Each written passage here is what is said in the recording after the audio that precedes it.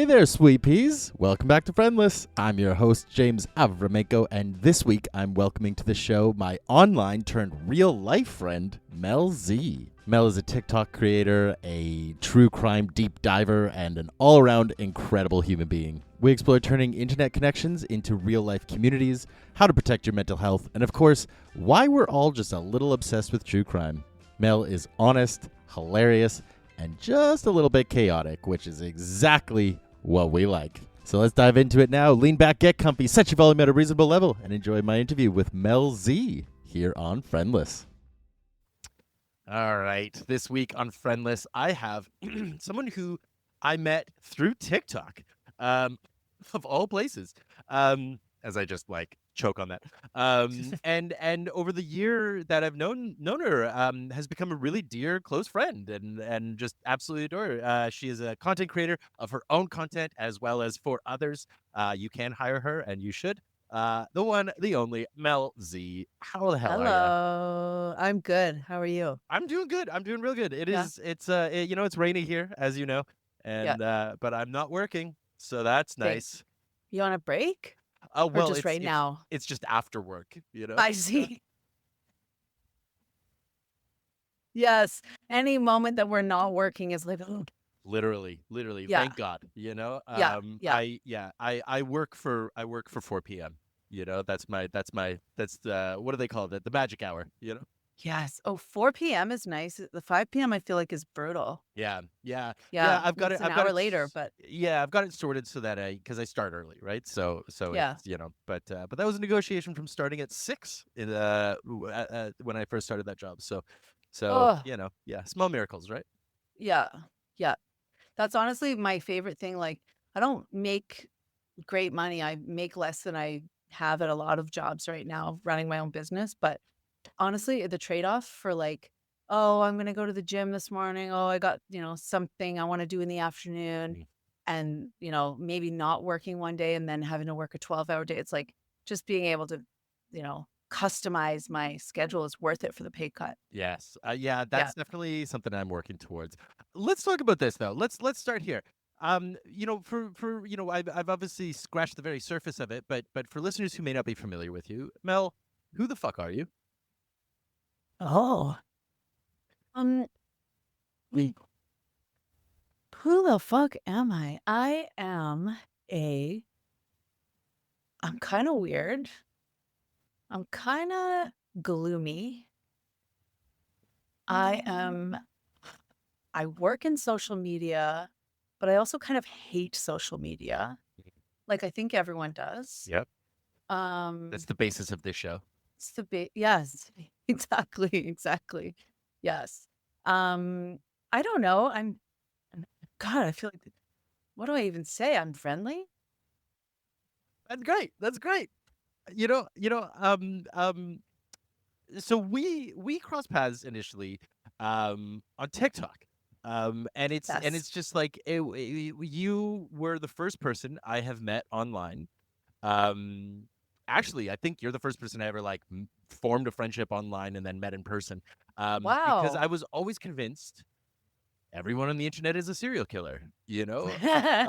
So I really felt like I was taking my life in my hands. But when we met, I was so depressed that I was like, you know what? Either option is fine by me, you know? Like either I make a new friend or I'm dead, and great, Yeah. you know? Yeah. That's a Um, story. That's a great end to your podcast. Look what right. happened. Yeah. Exactly, right? Yeah. Um, and I'm curious about what do you remember about that timeline? How the hell did we? I have very poor memory, especially from that kind of era of my life. And Yeah. I'm curious, do you even remember how it happened? I mean, I remember that I was on TikTok a lot because Mhm. I was trying to figure out what to post. I was kind of just getting used to the community and just it's such a very different place than any other social media Yeah. platform. And so I was like, what is this? And who's here? And what are they posting? And you were like one of the first accounts that I started following and loved. And I just remember because I love meeting new people. I love Mm. chatting with people. I am genuinely very curious about people. I have a lot of questions. I want to know about, whatever, what they think about things, how they feel. And that's why I love TikTok, because they're telling you how they Hmm. feel. It's just their face, and they're telling you how they feel about things. And it's like, I feel like you can really get to know people quite well, Hmm. or so I hope. I have a little bit of faith in people, where I felt like you weren't being insincere on there. Hmm. Like, I guess maybe some people are. Yeah. Um, and so I felt like I already kind of knew you. Yeah. So it was like I could be like, okay, check, check, check these boxes. Yeah.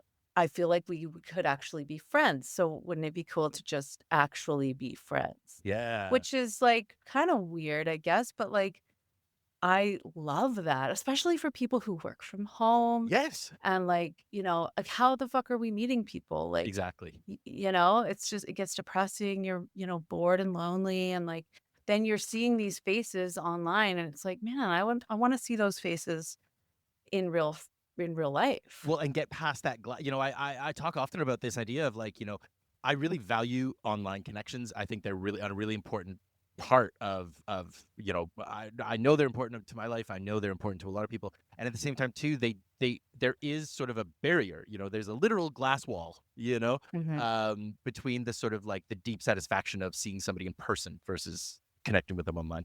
And Yeah. so, I do remember it being like, yeah, we connected and we were messaging, and then I found out you live so close, and I was like, oh, this is like we have to meet, because so many of the people that I was connecting with were like, oh yeah, I live in Australia, or I live in Yeah. Germany or whatever, and I was like, well, I I, guess, I I literally live right, like 25 blocks from you, like on the yeah, same street, basically. Yeah. literally, like just Yeah. down the street, and Yeah. so that was really magic for me. Yeah. And that's so you touched on a couple things that I wanna kind of chat a little bit about, because I really like your perspective on this, and I think you have a very lived experience with it. Um, the idea of these online communities, and TikTok, I think, is such a perfect example of it. Um, where you do for me, I was too depressed to lie at the time. You know what I mean? I was just like, it was a lifeline. It was like, please, someone, am I alive? Do I exist? Like, please, Um, but TikTok is such a strange little beast in that it is very disarming and it is very personal. And yet, because of that, there's so much more room for potential coercion and potential manipulation. Yeah. And I'm curious about your experience sort of building your community on TikTok, and what has that been like for you? Okay, well, at first I was posting quite different content than I post now, because I was kind of just figuring it out, Mm. right? It was much more like my like little thoughts that popped into my head, or like specifically I was dating then, when I first started 2 years ago or whatever. And it was like, look how horrible these dates are going. And like, look at me, watch me slowly hate straight men more and more and more. Mhm.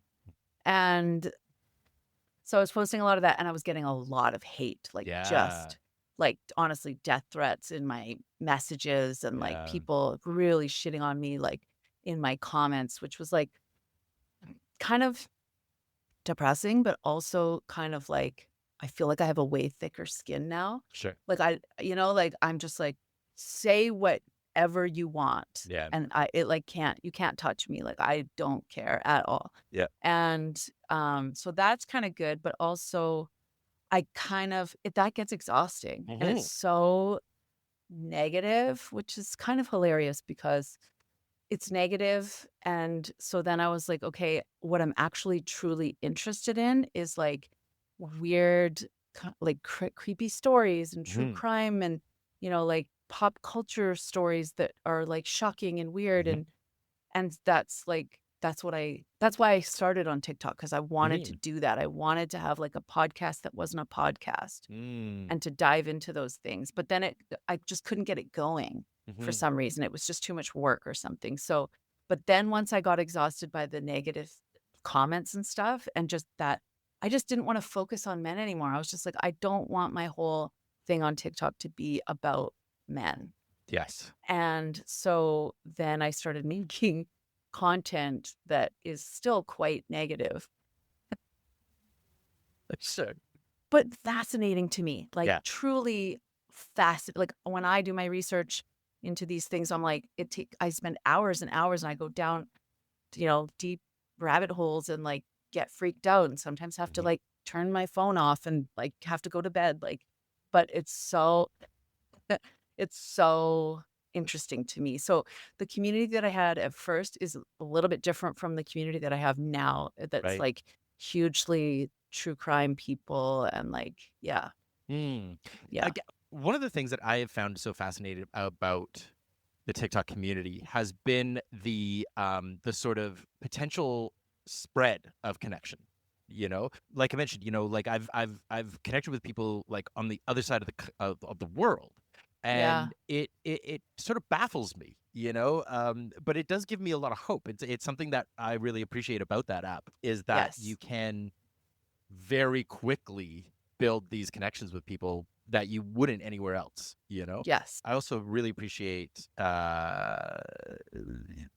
I wouldn't call your new content necessarily focusing on the negative, but it's like it's not you're not doing that like it's something I've been thinking a lot about, and it's something I try to do with the show is this idea of like you y- being aware of problems is good, and yeah, amplifying those problems through complaint doesn't actually really necessarily help anybody.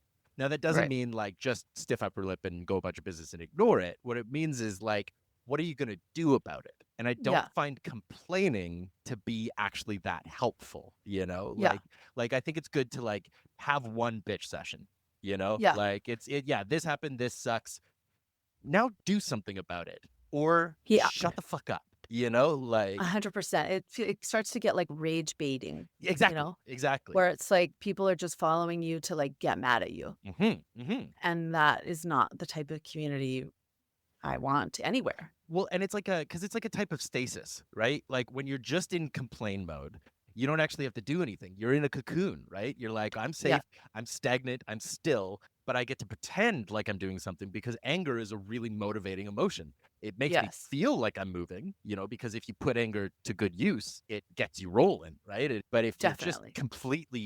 if you're just cycling over and over again, it feels like you've done something when really it's like, no, you just sat on your ass and yelled at a stranger for Yes. nothing, I know. I know. And then it makes like I didn't want to be talking exclusively about men and dating and stuff because I thought I don't want to be in that mindset forever. Yeah, I'd like to move, I don't want that to be like my identity or like to like perpetuate the problem in my own head. yeah, And yeah. so, like I just thought, oh, I need to just get away from that. Even though I'm still not dating. I've taken a very solid break. That's a huge part of what TikTok was for me though. Like, Yeah.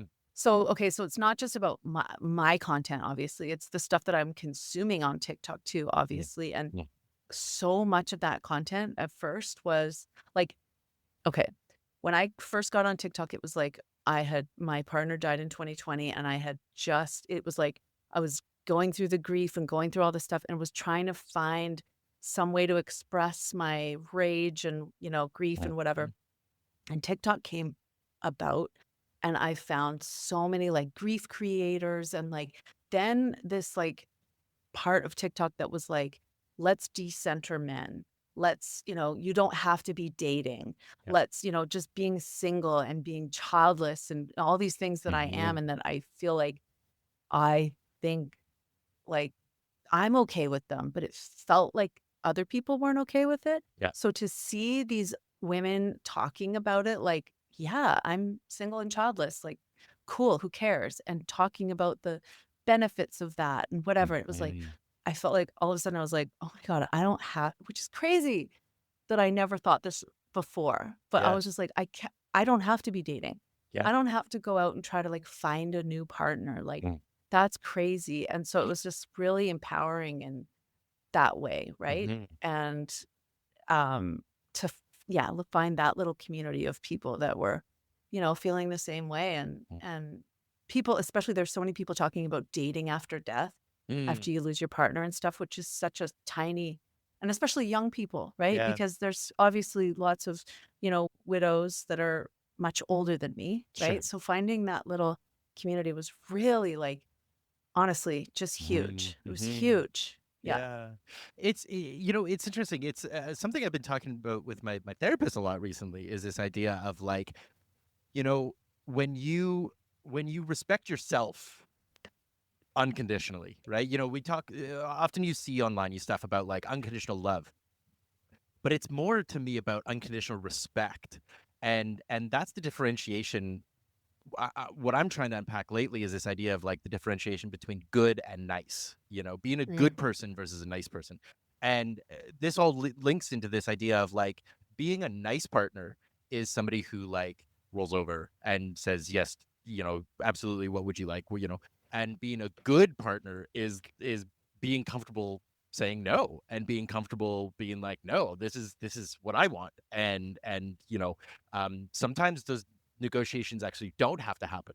You often see things about relationships being like, obviously you have to make concessions, you have to find balance. And where I'm going lately is like, there's no such thing as balance.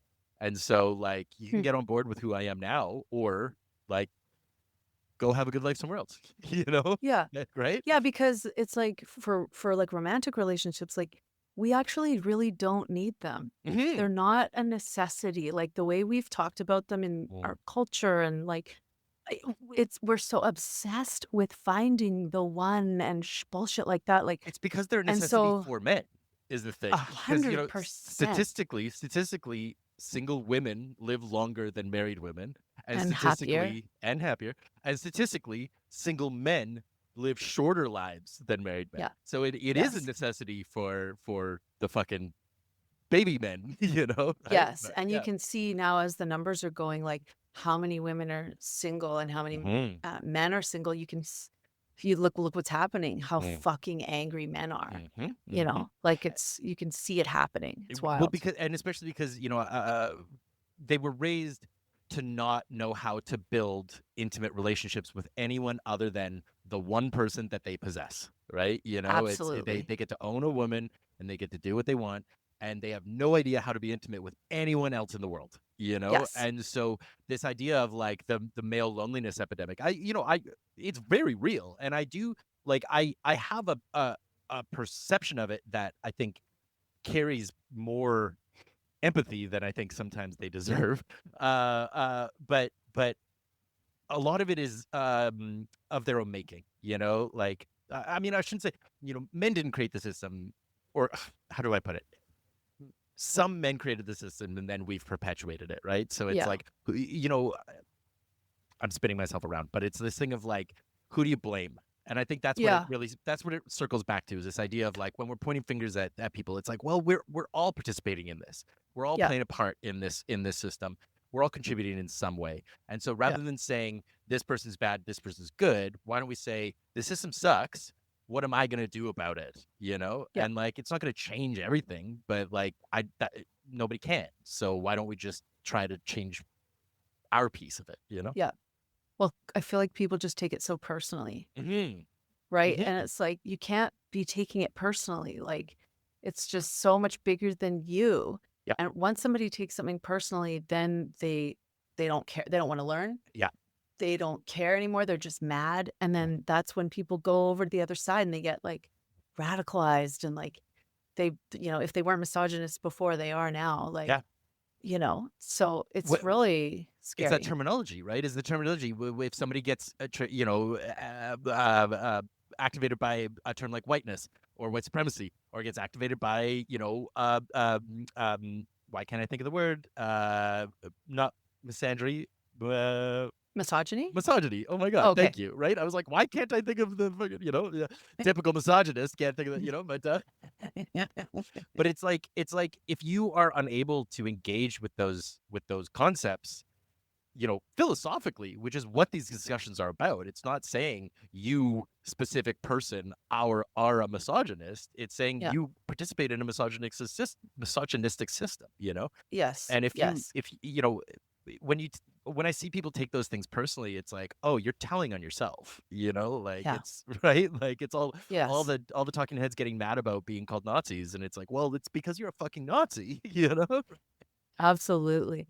Absolutely. I feel like a lot of what's happening now is that we are like tired of trying to explain it. Hmm. We're tired of like hand holding, like, Yeah. see, here's why, here's what you should do instead. Here's, you know what I mean? It's like there's so many resources, there's so many people talking, there's so many opinions. You can go and discover these things for yourselves. And it's like, I don't want to be teaching you. Yeah. I, But I I don't think want to be teaching you. I'm I tired. I think that that's a good thing though. I think that that is the phase we need to be in because that's the action phase. Like teaching others is the talking phase, and everybody's bored of the talking phase. Like nothing Yeah. happens there. Like I don't care what your favorite color is. Like right. Like, nobody likes the talking It's phase. teal. Wha- Mine's blue, so close. Pretty close. Right, right. Generic blue. No, but it's like we need the action phase, right? And one thing that I've been seeing coming over the years that I used to kind of joke about, but now I'm like, I actually think this is the next wave I want to be sort of pushing for myself. And it's this idea of like radical exclusion. For the last like 10 years, there was this push for like safe spaces and inclusive behavior. How do we bring people in? How do we get people together? And where I'm moving towards more now is like, do your own fucking learning. I've put in years of my life to learn about myself. I've dedicated myself to therapy. I've dedicated myself to self development. I'm not Yeah. a therapist. I am not your therapist. So I will not fucking teach you. Right. Yeah. So instead, it's about this like radical exclusion of like, I'm only going to be around people who have put in the fucking work. And we collectively are going to work together and we're going to do something together. It's not about like Yeah. self-isolation. It's about like, no, who's in my system has done the fucking work. And I don't have time for anybody who hasn't yet. I could not agree with you more. Yeah. My eyes are rolling back into my head. Yeah. Yeah. Yeah. Yeah. 1 trillion%. I agree because it's exhausting. And you're like, Mhm. I too, I've been in like therapy since I was like 12. Like, and because Yeah. I wanted to go, my parents weren't like, you're mental. I mean, I was mental, but Yeah. like, I wanted to go and I've continually wanted to go because I'm curious about myself. I'm curious why I do certain things and how come Mhm. this didn't work and how come that and whatever. And have always encouraged people to go to counseling and blah, blah, blah. And it's like, it's not like some crazy thing happened to me to make me Mm. do that. I was just sad and curious Mm. and, and isn't that everybody? So what the fuck are these people doing instead? Yeah. Just Yeah. like playing video game? Like what Yeah. is, And it's the not thing is, like, you've got time to do both. I go to therapy and play video games. yeah, exactly. I mean, I guess the thing is that I definitely have had the privilege of like having access to Sure. therapy Yeah. for sure. Yeah. But like, and like being part of a family that like isn't like that's for psychos or you know what Yeah. I mean? Like Yeah. not being accepting of that. But, it's like it comes to a point where you're like in your 40s and you still haven't even gone to a therapy session once. Yeah. Like you still are, just believing what you believe and that's the end of it. Hmm. Not even listening to other, you know what I mean? Like Hmm. it's wild Yeah. Yeah. and It's sad. yeah, and I think it is really important. I think you touched on something too. It's like there's obviously systems of access, and there's obviously a lot. Like I'm speaking from a cis white male perspective, and so obviously I've had a lot of access to things that not everybody does. And so when I conceptualize this, it's not like you have to have gone to X amount of hours of therapy so much as like what have you done to try and learn about yourself, and what have you done to learn about like what kind of a world do you want, and Yes. how do you hold yourself in that world, right? Like Yeah. that's the stuff I'm really interested in. Yeah. Yeah, because I just find it's a lack of curiosity, whether it's about the self or about Yes. the world. It's just this complete banal, comfort, right? And it's like Yes. I'm not interested in comfort. I'm interested in like let's get a little friction in here. Like Absolutely. And like, and just like, I feel like I've dated a lot of like sad boys mhm. and like I just loved it for a while. Like it was, I'm going to save this person, show them therapy, show them whatever. Yeah, And it's like, I find it's like the laziness pisses me off now yeah, where it's like, you're just going to lay down and die. You're yeah. sad and angry and you hate your job and you hate your life Mhm. and you're just going to lay down and die now. Okay, great. Like you're not, don't you want to do something about like, it drives me crazy. It makes me insane. Like, and I just, if you're not going to be inspiring to me, I'm Hmm. not gonna fucking be inspiring to you, Bingo. you know? Yeah. Yeah. That's it right there. And that circles all the way back to this idea of respect, of like, it's sexy when you don't have time for people. You know what I mean? Yeah. Like, Yeah. it's like, no, I'm doing shit, like that's hot, and like Yeah. being always available is not Yeah. attractive, Yeah. like, and that's a sign of respect for yourself of like, no, I got shit to do, Um, Yes. it's another piece I've been thinking a lot about this idea of like people need to earn my support, like I've been very giving, I've been very understanding because I spend so much time learning, I'm an inherently empathetic person, and then learning about, systemic problems and learning about individual problems and all these things. And so I understand them very easily. And at the same time too, it's like, yeah, but it's fucking exhausting. I can't care about everybody's fucking problems, and Yeah. that isn't some failing on my part. It's just that I'm some guy, like, and I have a finite nervous system, right? So it's I like, know. That's hard to give up. I feel like it that's is. addictive in a way because it's like, man, then you get to ignore your problems because you're That's worrying about exactly it. somebody else's problems. And That's like, it. yeah, I know. And Yeah, that's the that's difference like, between good and nice, right? Is this yeah, idea of like to be good is to recognize you only have so much. To be nice yeah, is like, oh yeah, let me just keep giving. It's like yeah, the fucking giving tree ended up as a stump, like yeah, that's somebody who was nice. And fuck the giving yeah. tree, Yeah, I know. I think that's like, it feels like something that's come with like, yeah, therapy, but also with just Hmm. age. Hmm. Like, okay, yeah, I don't have the same mental and emotional resources that I once did. Like, Yeah, I don't, I don't care as much anymore. big time, big time. I protect myself over everybody else Hmm. now. And I didn't do that before. And that's probably why I had, crazy relationships and like, lots Yep. of tragedy and lots of bad things happen. So, Yeah. Yeah.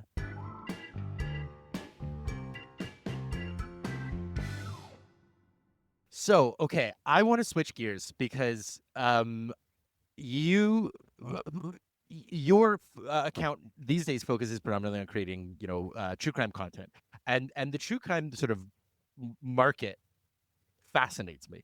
I've come kind of in and out of it through the years, as I think most people do, but I'm it's a curious lot. to because it's a lot and it can go in a lot of different directions. Yeah. um but I'm curious what drew you in initially? Like, what do you remember? Sort of like what attracted you to true crime at the beginning, and then what has kind of brought you back lately? Um, well, I mean, I've always been super into it. Mm, When I was a kid, we watch Forensic Files mm, all look, after school all the time and Datelines and when A&E used to have investigative reports and cold case files and Bill Curtis and all the like we I was obsessed. And then my best friend's mom like took a few criminology courses and like talked to us about these criminology cool. courses and we were just like that's exactly me. I'm talking about me and my best friend, when I was growing up, and she's still my best friend, which is cute. I love that. But we were just fascinated by just the psychology of it that Mm, and this is still what fascinates me about it, that, like, I don't like the gruesome details, yeah. and I find that, like, some accounts, like, focus a lot on, like, the gruesome just, like, Hmm. I don't that's not really that interesting to me. It's that there's these people walking around who are Hmm. capable of these things, and we're saying hi to them at the store. Yeah. They're buying, coffee from us. They're, just babysitting our children. They're, Hmm. like it's crazy. And what's crazy is that you can't tell who they Hmm. are. Yeah. And like, I don't know. Like, I think it's like a protection thing. I was on this podcast, or it was like a radio show, actually, like an Irish radio show recently. Mm, And it was like live. And he asked me, why do you think women are so obsessed with true crime? Because it is hugely women, sure. Yeah. right? And I was like, ooh, honestly, I feel like it's because we are like trying to figure out a way to protect ourselves. Like, Yeah. how can we learn as much as possible about each case Hmm. so that this doesn't happen to us? Even though you can't, there's no way you can do that. But I feel like a little bit of it is like, yeah, how do we stop this from happening to us? that's been something that's always kind of fascinated me with that sort of phenomenon of like women being really into true crime. And I'm not trying to sound judgmental here, but it has always, yeah, at times it struck me as judgmental of this way of like being like, well, I'm basically going to research these stories because then I get to judge the victims of and basically say like Mm, they did something wrong, but don't mm. worry, I'll do it right if I was in that situation. You know what I mean? Yeah, right, right. And that, Outsmart it. yeah, right. When you're spot on, it's like you have no idea what's going to happen. If you've never been in a situation like that before, you don't know how you're going to react, and your body Yeah, is going to react differently from how your brain is. If you haven't done any kind of training to like yeah, keep yourself centered, then you're going to go into primal instinct. And yeah, the vast majority of people these days, their instincts are to freeze or to fawn. Or, it's yeah, not to fight and get big and get tough. It's to go, oh fuck, my brain just stepped out the back door and now my body's still here, right? So, yeah. I And found it at that, by times the way, troubling. that is they only came up with fawning Mm, in like the 2000s because they weren't studying women's reactions before then. yeah.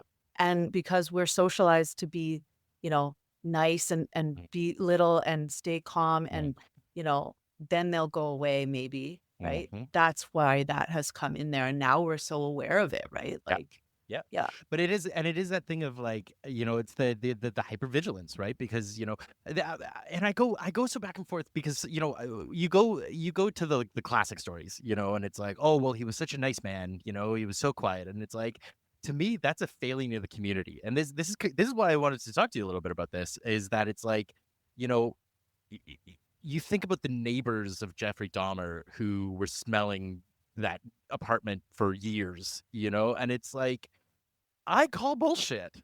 Like, I call bullshit that you couldn't have known, you know? Like if you just hadn't been so fucking detached from your community and detached from your environment, how Right. could you not know something was happening, you know? Right. I Um, think people so desperately don't wanna believe bad things about people, like, mhm. even, like, all the, like, like, every single Dateline that I watch Mhm. is, like, the family members are like, "He couldn't have done this. There's no way. He walked my kid to school every day. He was so nice. He had a cup of coffee for me every morning," or something. It's like, no, like, that's what is horrifying about life and about the world is that you don't know anybody. Yeah. Like, even if they're not a murderer, Mhm. you don't know the intricacies of their world, and that Mhm. alone is, like, mind-blowing, you know? So, like, to take it, like, to the way furthest level that, "Oh my god, my neighbor's like, he's kinda weird, he kinda gives me the creeps." No, he's actually cutting up and eating bodies and like, Yeah. I feel like maybe our brains wouldn't allow us to, like, Yeah. you know, even Yeah. touch that, you know? Interesting. Yeah, no, you have a much more nuanced perspective on it than I do. I'm just like, God damn it, knock on his door, "Everything okay in there?" right? "Yeah." Jeff, it's funny, and it gets me thinking about like sometimes there's weird smells in my apartment and I don't go check it out. So like, what the fuck Yeah, am I even talking about?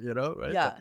Well, I always think, like, because I'm, um I'm so in this world all the mhm, time, like, sometimes I have to take breaks from it because I'm just yeah, like, "Oh my god," every time I go for a walk or something, I'm thinking, "Oh, this is the time that," yeah.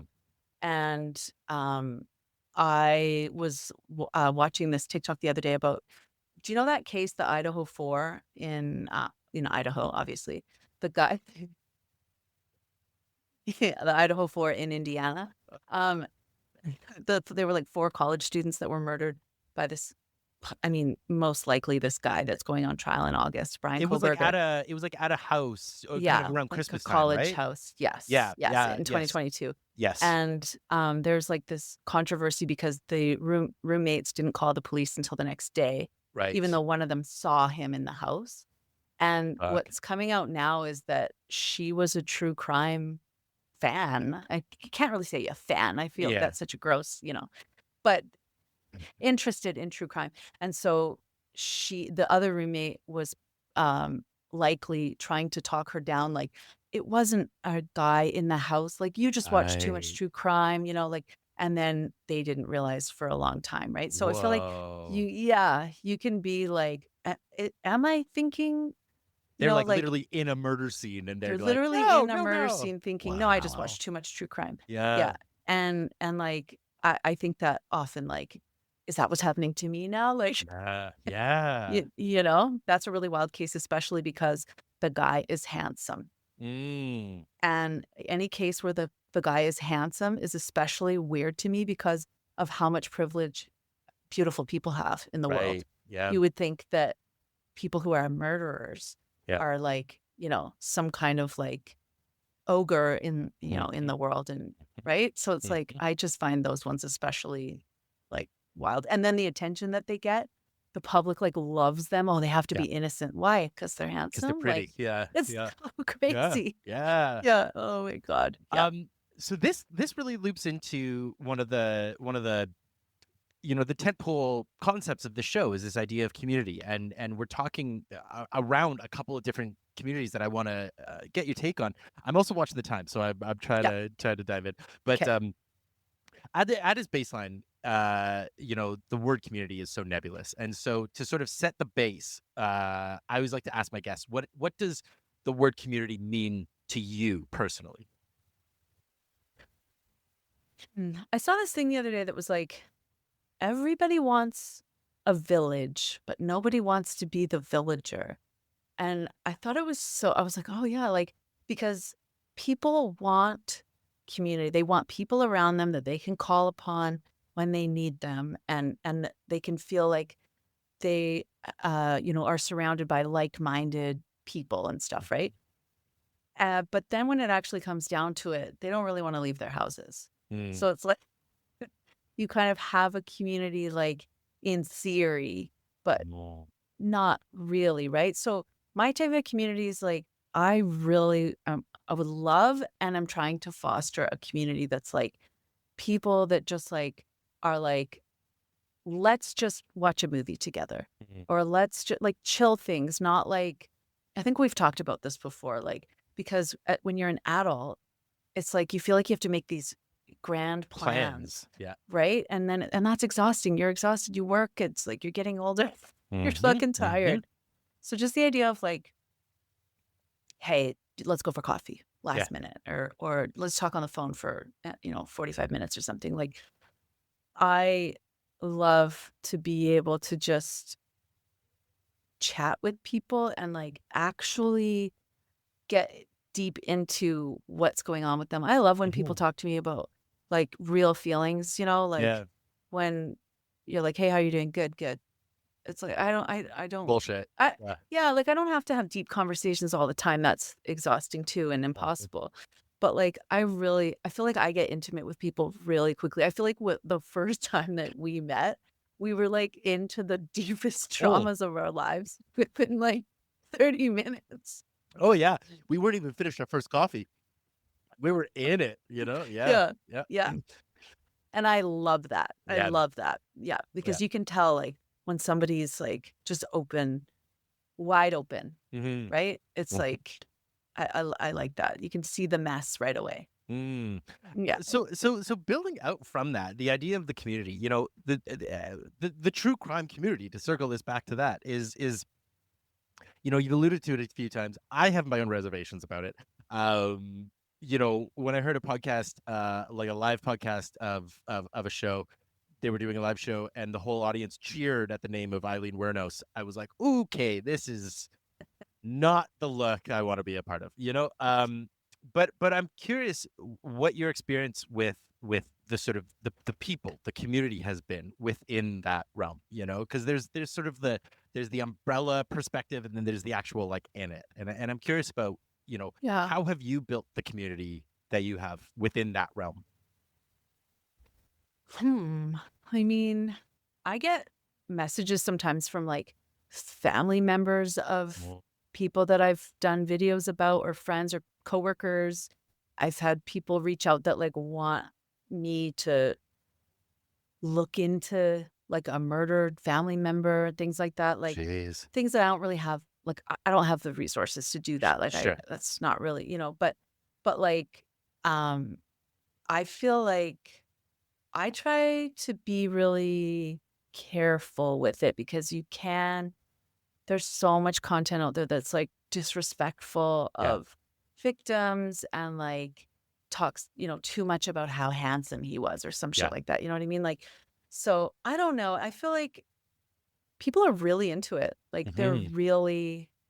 they go crazy over it. And I don't know if it's necessarily for the same reasons that I get really into it, but there's a lot of discussions happening. Like, and I just people when I like start chatting with somebody who knows as much about something as I do, Hmm. it's just fascinating. It's just like it's just fascinating to me. But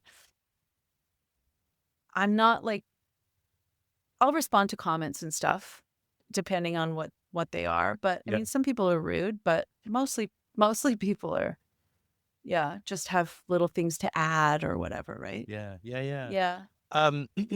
It's funny you should mention the sort of the crazy. I just read a book that I think you should read. It's called Penance by Eliza Clark. I think is the name of the author. And it's about there's a murder. It's a girl is murdered by her classmates, and this reporter is trying to sort of figure out the story behind it. And it turns out one of the murderers was like really into true crime, and another one was really into she was like on Tumblr. Uh, she was like a fan of serial killers, these like school shooters, and there was like a whole Oh my subculture of like God. people who are really into school shooters, and Oh stuff like my that. And God. it like Okay. really opened my eyes that there's all these subcultures within subcultures, and you can go really down Yeah. the deep end. Yeah. Um, and I'm curious your take on the sort of like there's there's this there's this joking question on a show I really like there where they're always like, why true crime now, right? And historically, true crime as an industry has been around for centuries. Like the concept of talking about this it's not new. And they actually there was a really interesting episode I listened to that talked about how there you can kind of chart the rise and fall of fascist movements on when true crime gets popular. True crime always Wow. always precedes rises in fascism. Wow. And the theory is that it lays the groundwork for normalizing discussing atrocities and Wow. getting comfortable with witnessing and dehumanizing pain and misery and suffering. Wow. And then we're So it seeing makes sense why it's huge. Huge right now. it, Huge. this is my Yeah. curiosity of like, have you sort of been picking up on any kind of correlations along those lines, or how have you been seeing, like, you talked about the people who are commenting and who are engaging, like what's the sort of temperature you're seeing from the people who engage with this kind of content? I mean, honestly, I feel like it's mostly like scared women Hmm. that I hear from. Scared women that are like diving deep into it for the reasons. I mean, that's the thing is that I don't really know, right? Sure. I'm not having deep conversations with any of the Right. people, right? It's just comments, Yeah. quick little comments and things. Sometimes people will message me and just give me some more details or things like that, but it's not like how people feel about it, really, Hmm. So I don't really know, but that makes sense what you said. Like I'd never heard that before, and that really does make sense because yeah, it is huge right now, which is Yeah. wild. Yeah. Yeah. Yeah. I mean, I'm trying like I know like most of what I'm posting is about true crime, but I'm also like I am posting about lighter subjects like death Hmm. Yeah. and like horrible pop culture moments and things. Fuck yeah. Fuck yeah. Yeah. I posted about Milli Vanilli and the horrible story of Milli Vanilli and like Yeah. of this guy that stole a plane and like, crashed the plane just wild, Was stories that like that that. DB Cooper? Was that story? Was it? No, that one's Yep. wild Oh, too. oh, okay. This was the Sky King. He stole a plane Oh, from yes. I saw that SeaTac video. Yes, and yes, yes, yes. he'd never flown a plane before and he stole it and then Yeah. which was shocking enough, then flew it and did like barrel rolls and all these crazy tricks and stuff and this was just like his suicide. He just crashed it Yeah. into Yeah. but like stories like that, like where it's like it's not a crime, it's not Yeah. anybody necessarily hurting anybody else, but just like weird, like the Yeah. psychology of what's happening with the things like that. So I like to the true crime gets a lot for me Yeah. sometimes too, and so I'm like and it does feel lighter to talk. I'm making one right now about Sylvia Plath, which Mm, seems very lighter. light. Yeah. Yeah. Yeah, And good old Ted Hughes and how and good old Ted lovely he Hughes. was to her, Oh my you know? god. Yeah, yeah, wow, And so her many her things I didn't know. her affection for ovens. Yes. Oh my god. Yeah, yeah, I yeah. love Sylvia Plath is one of my absolute all-timers. She's like a Mount Rushmore poet for me. So Yes. yeah, yeah. Yeah, I so look forward to that beloved. one. Yeah, I look forward to that Mhm. video. Um yeah, all this to say, I hope I'm not coming across like I'm bullying you because I adore your Oh, content no. and I'm not trying to say what are you're a problem. I just, I'm curious about your perspective on it because you're in it, right? So Yes. Yes. um I think again, I think I assume that everyone has good intentions, mm, that everyone shares my good intentions, mhm, mhm, and they probably don't, but I still try, and I hear from a lot of people that they're surprised at how respectful I am mm, mhm, in my videos, that I'm not, um, you know, being disrespectful of victims or whatever, right? Or yeah. showing, talking about, just giving different perspectives and things, right? Yeah. Yeah. Yeah. So Um I try.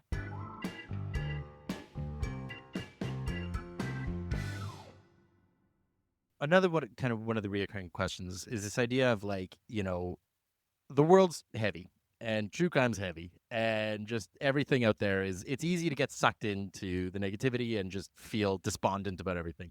Yeah. And I'm curious in your lighter moments and in the moments where kind of look forward to something.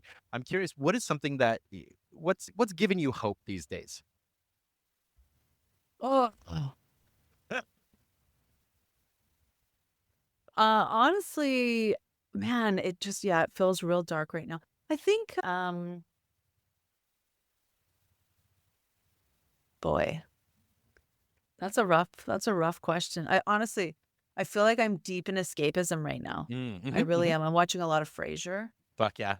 Yeah. I'm like considering watching Sopranos for the 11th time. I just finished it. I will say, Oh, yes. not an uplifting watch. Um, I You're mean, I know you kidding. know this. I know you know Yes. this, but I went back to it because it is one of my comfort watches. But as the seasons were going on, I was getting more and more depressed because I know. this time I was watching it from such a therapy perspective, and I was so blown away by how advanced the psychology in the Yeah. writing was Yeah. for the time it was being written. But B, Yes. I was just like, oh, Tony is a piece of shit, and I don't want to be around him. And Yeah. watching him get worse and worse and worse till like the last season when he's just like full blown narcissist shithead, and I'm just like, Yeah. oh, I wish you died when you got shot. Like I wish Junior had Yeah.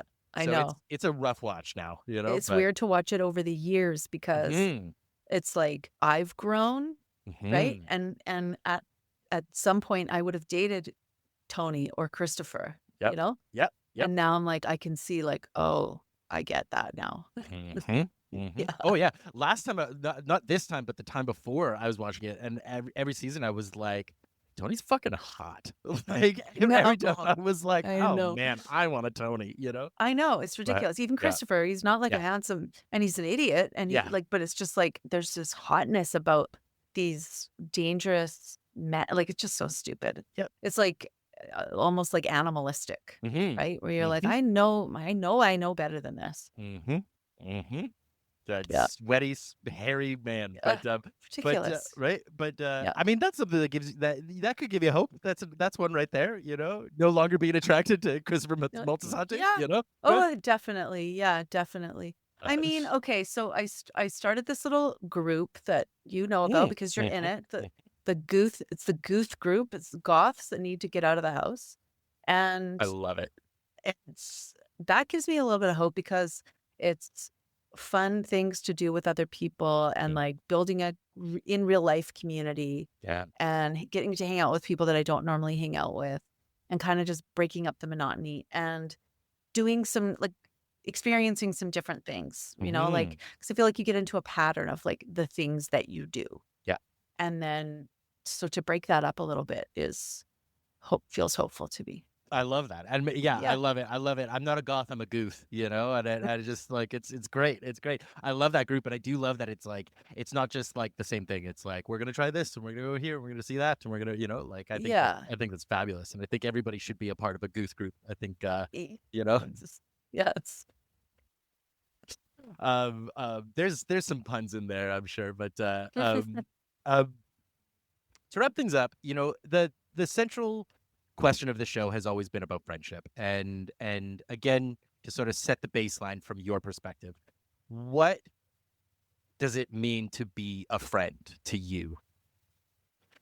I mean, what you said in the beginning is how I feel, that to just be a yes man all the time is not helpful. That's not a good friend, right? Somebody that will tell you that you've got shit on your face, Yeah. like that, like literally and figuratively. Tell That me if I have a booger. I swear to God, if you yes, don't, you're not my friend. I think honestly, people who don't are really weird. Yes, Like thank there's you. something really weird about people who don't tell people. Like Hmm. why? Like who Hmm. cares? I guess they don't want to witness the embarrassment. I don't know, but Yeah. um, yeah, I feel like people who are people who check in, Mhm. people who tell you the truth, and I mean, obviously, people that are there when you need them. Mhm. But people can't be there for you when you need them all the time. People have their own shit going on, right? But I think just telling you that, talking about that, right? Yeah. Like, that's the type of person that I like for sure. Mhm. Yeah. Yeah, it is that thing too of like, yeah, don't show up if you can't, But on Yes, the exactly. but on the other side of it is like, don't wait for your friends to read your mind, right? Like being a friend, having good friends is being a good friend, and to be a good friend is to ask, and get Yes, comfortable with asking, right? absolutely. Yeah. Which turns, terrifying for me. I don't know if it is for anybody else, but I know for me that's the scariest fucking thing in the world is to ask for something, Good Lord. Yeah. Yeah. Oh, God. Yeah. A lot of people struggle with that for sure. Yeah. I mean, I feel like, yeah, I think it's really important too to like have multiple people, multiple different types of people who are your friend, right? Like, Yeah. because if you just have one or two people that you're calling on, like they can't be everything for you. It's just like when people rely on their partner for everything, Mm. like you can't, and you're going to come up short all the time. Yeah. Got to So, yeah, I diversify. feel like, yeah, exactly. Yeah. Yeah. There was Yeah. I think I've talked about it on the show before, but there was this concept a friend of mine gave to me right when I was getting sober. It comes from AA, and they call it your six pack. When you're, because you can't rely just on your sponsor, right? Like that's just one person. And so what you do is you get together a six pack of people. So if you're ever in crisis, you have a variety of people you can reach out to, right? Huh. Now that's obviously, from one utilitarian perspective, but I think that you can expand that into like kind of that's how I've been trying to build my networks is like who do I want in my six pack kind of thing. Yeah. So that yeah, like you say, so I'm not just relying on any one person or and Yes. they're not just relying on me too, right? Because it's like Yes. I got my shit, right? Yes. And especially the types of people that we like and are, Yes. drawn to are depressive, sad people that have problems, right? And so like hopefully they're taking care of themselves Mm. and, but they're gonna be up and down. And so you gotta have multiple. Hopefully you'll catch one of them on and up. Literally, literally. I mean, God, half of our texts are like, "How are you?" "Well, I want to die." "How are you?" "Well, right? It's Another great, day. right?" Yeah. Still depressed? Yes. Yep. Yes. Yes. Um, Mel, so I'm watching the time. I know we got to wrap up here quickly, so well, we could just jump into the kind of the wrap up stuff. But before I ask my very last question, I really do want to take a moment and just say like that, thank you very much for taking the time to chat with me, but also just like I absolutely adore you. I'm so grateful that we are friends, that we have met, that I just have you in my life. I think you're incredible. I think the work you're doing is so inspiring and so much fun, and yeah, I think everybody should be following you because you make Aw. amazing stuff. Oh my God. Thank you so much. I appreciate you so much too. What a why like when people ask me when I was so devastated, like when TikTok was going away, they're like, Yeah. why are you so devastated? I was like, you don't understand like the people I was like, the people I've met on TikTok. And I thought, Yeah. There's really only one. Really only one, and I love him so Yeah. much. Like how I contain it's a multitudes. rarity. Yeah, it is. It is. It's a rarity to like meet somebody online and like actually really, really love them. Like, yeah. Big time. So Big time. thank you. Thank you for having me and thank you for being my friend. Yeah, yeah. That's the new sign off I'm working on. I was like, is that? I mean, I know that's just ripping off Golden Girls, but I was like, I can use that as a sign off, right? You know, I don't know. But Absolutely. but um, but the very last question. I always love to leave listeners with like a little actionable thing they can try out this week. So, what is one suggestion that people could try doing this week to be a more effective friend to themselves or to their community? Ooh. Have a fucking party. Yeah, fuck yeah, Have a fucking party. Like, yeah, I just read this article the other day that was like, we need to party more. We don't party like we used to, and yeah, them like people are so lonely, yeah, and people want to come to your thing. yeah, People want to celebrate you, yeah. and they want a reason to get together. Be the reason. Like, you don't have to be Yeah. shy about it. It's fun for you and fun for everyone. Plan a fucking party. And it doesn't have to be fancy. Mhm. Just pour some chips into a bowl. That's what I do. Yeah, fuck yeah. I love that. I love that so much. I when you shared that article, it felt like a new wrinkles in my brain got added, because it was like, yes, thank you, and Yes. it got me thinking about like I remember when I moved back here a couple years ago, and it was my first birthday back in town, and I invited a bunch of people, not thinking anybody was going to show up, but like everybody came, and it was huge, and it was just like people from all different walks of life, and Yes. and then the next couple of years I didn't plan, I didn't invite people, and so people didn't come, and it's like that's on me. That's not, oh, Yeah. people didn't like me and didn't want to come. It's like, no, I didn't invite them. I was the Yes. asshole, Eh, so it's like, right, like, so it's like, yes. don't be the asshole. Invite people to things, Get the Yeah. cops called on you. Who cares? Play the music, A right? 100%. 100%. I feel like honestly, the like key to like being happy at all is being willing to be embarrassed. Hmm. And like you have to like be willing to have two people show up to your party.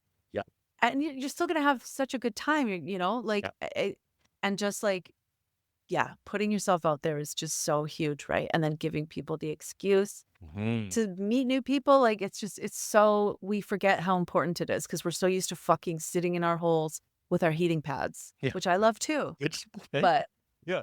You're the one. yeah, I mean, speaking of heating I pads, know. you're the one who convinced me to buy an electric blanket, and it Oop, changed my life. I I I know. didn't go outside for a month because I was like, why? You are welcome, I hope I'm in your will. You'll get the electric blanket Yes. that I honestly probably died under because it short circuited. Oh my god. It's the best, isn't it? It's It's so the comforting, I feel like it's like yeah, you're in the womb. It's unbelievable. literally, literally, Yeah. especially because I get a little sweaty in there, so it's like moist. Oh my god. Lonely people tips. Yep, Yeah. yep. Yeah. Yeah, go under your electric blanket with a pillow, and it'll feel like a dead body beside you. Yes, it'll feel like somebody loves you. Oh my god, Mel, I fucking love you so much. Thank you. This has been just such a treat. And yeah, Thank you. as I say, I'm still experimenting with sign offs. 7 years on, and I still don't know how to end an episode. But thank you for being my friend. How about this? Bye. That's how I do. Okay, thanks. Bye.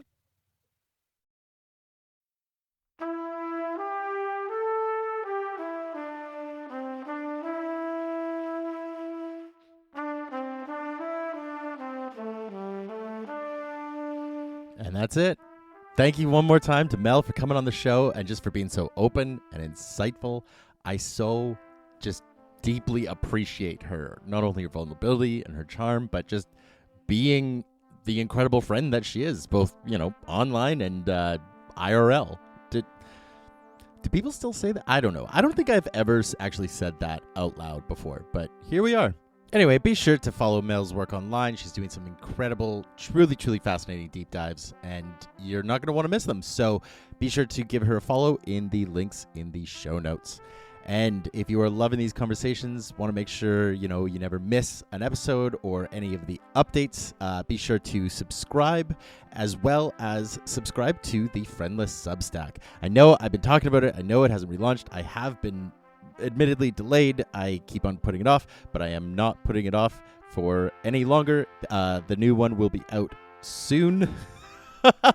I'm really hesitant to give a deadline, but I'm going to say by the end of the week, there's going to be a new Substack update. So if you want to follow along, get updates not only on the latest episodes, but as well as exclusive content, exclusive writing, behind the scenes stuff, all kinds of fun things for free, sign up through the link in the show notes. And hey, as always, if you like what you heard, why not share the episode with a friend and give it a 5-star review wherever you listened. It's completely free for you and honestly makes a world of difference for me. So please and thank you. But that's it for me, so let's wrap things up here. Thank you so much for listening, and I hope to catch you back here next week. But I'm not going to worry about that right now, and neither should you, because that is then, and this is now. So for now, I'll just say, go throw a party. Be kind to yourself, and always remember, I love you. Fun and safety, sweet peas.